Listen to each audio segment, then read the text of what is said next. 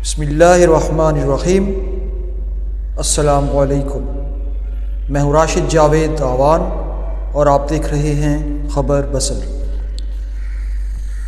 ناظرین، آج 2025 اس سال کا آخری دن اور کل سے نئے سال کا آغاز، لیکن دل بوجھل کہ خبر ہی کچھ ایسی ہے۔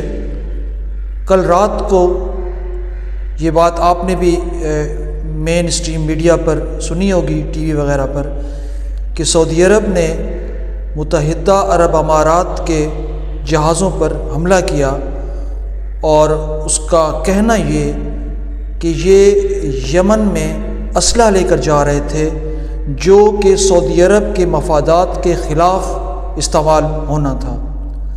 تو سعودی عرب اور متحدہ عرب امارات کی دو پراکسیز یمن میں کئی سالوں بلکہ دہائیوں سے، تقریباً 2 دہائیوں سے روبہ عمل ہیں، اور ایک تیسری قوت جس کو ایران سپورٹ کرتا ہے۔ تو یہ آپس میں دست و گریباں اس لیے ہیں کہ ان کے جو ماسٹر مائنڈ ہیں، جو بیک اینڈ پہ 3 ملک ہیں، وہ ان کو سپورٹ کرتے ہیں، ان کے اپنے اپنے مفادات ہیں۔ لیکن کل اس بات کی انتہا ہو گئی اور سعودی عرب نے حملہ کر دیا متحدہ عرب امارات کے جہازوں پر۔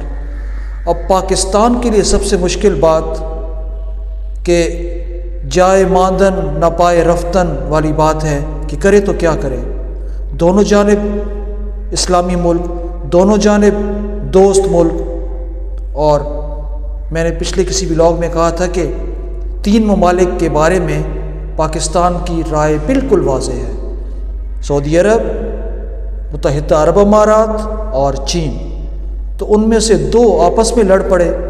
اب پاکستان کے لیے یقیناً بہت مشکل گھڑی کہ کسے چھوڑے، کس کا انتخاب کرے۔ بہرحال اس پہ تفصیلی گفتگو تو رات کے ولاگ میں کریں گے انشاءاللہ۔ اب تک اتنا ہی بتانا تھا۔